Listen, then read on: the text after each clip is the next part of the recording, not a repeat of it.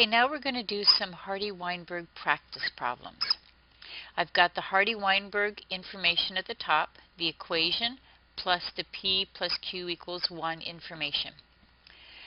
Remember, P is the allele, the dominant allele, and Q is the recessive allele. P squared is the homozygous dominant individual, just as Q squared is the homozygous recessive. 2PQ are going to be the heterozygous individuals. So what you need to remember is that the P and the Q are the alleles only. P squared, Q squared, and 2PQ are individuals. Our first practice problem is going to involve these little dragons. Okay? I want to know everything we can about them, which means we want to know P, we want to know Q, we want to know P squared, Q squared, and 2PQ. The only information that I'm going to give you is that the winged trait is dominant. Okay? So, what we want to do is always start with the recessive information if we can. So first we got to find the recessive individuals, and those are going to be our dragons that don't have any wings.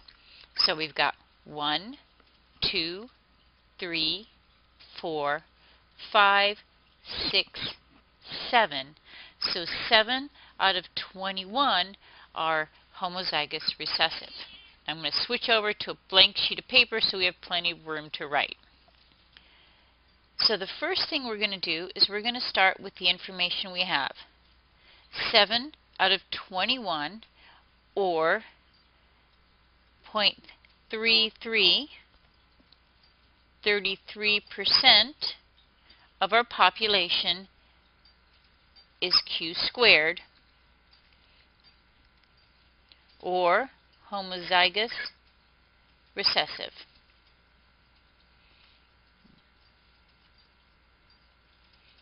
Okay, so far.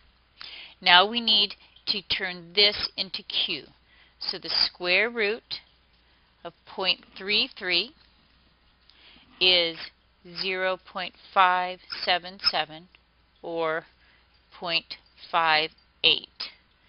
That tells us that 58% of our population have AQ, which means they have one recessive allele.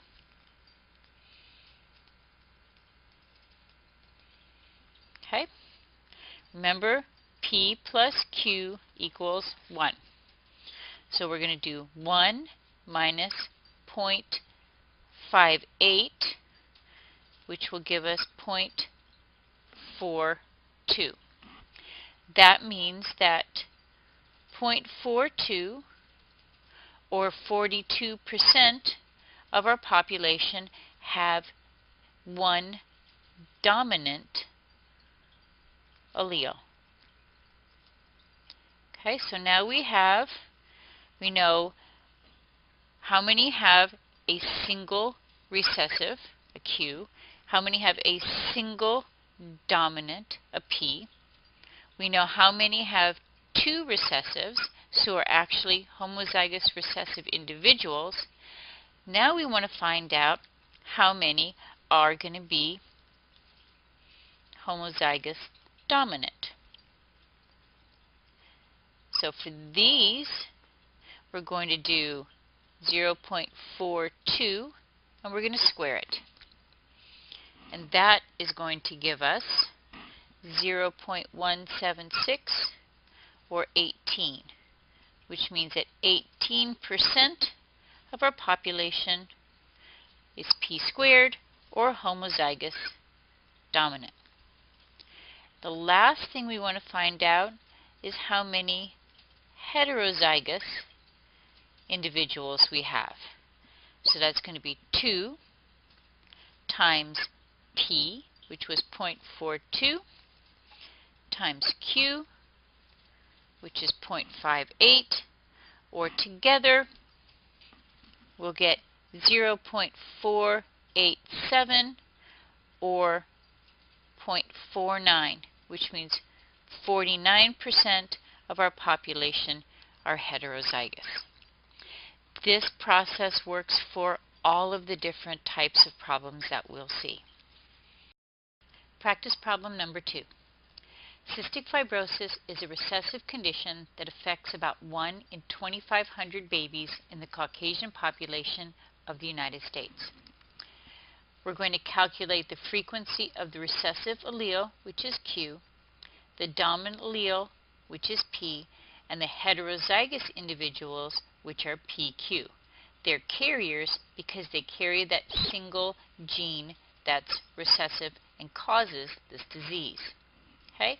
We know we have 1 in 2,500 that are recessive, and they do have that condition, which means we're starting with Q squared.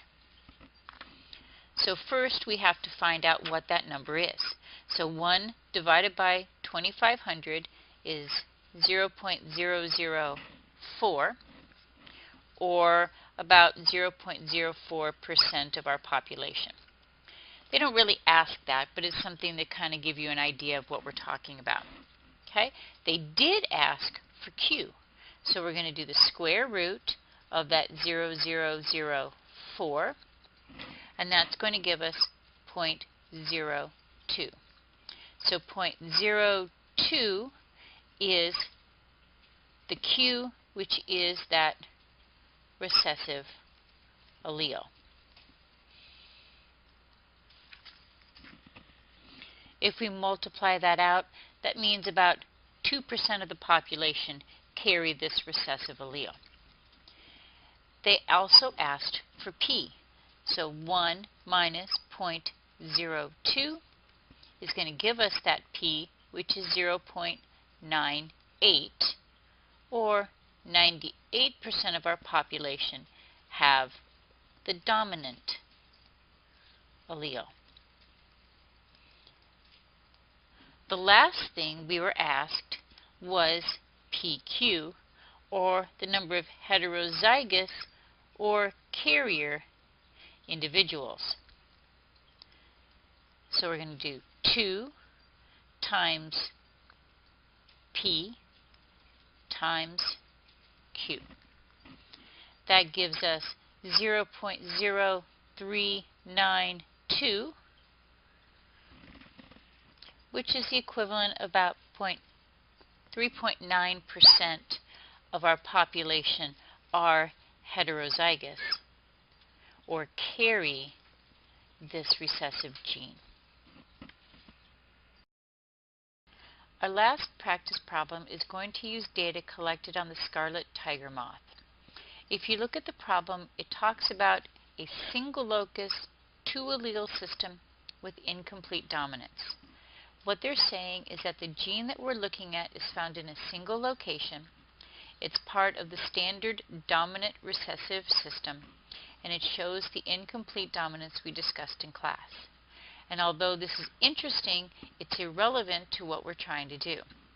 What we're interested in is that the population size is 1612. If we come down here, the homozygous dominant information and the heterozygous dominant information is also interesting but irrelevant. We care about the homozygous recessive information because that's where we're going to start when we determine Q squared. They want P and Q information only. We're going to begin by calculating Q squared. We're going to take the number of homozygous individuals and divide it by the total population. So 5 divided by 1612 is 0.0031. If we multiply this by 100, we're going to get 0.31%. That means that 0.31% of our population is homozygous recessive and actually shows the trait. And although that's interesting, that's not what they asked for. They asked for Q. So we're going to do the square root of 0.0031, and that's going to give us 0.0557, or 0.05%.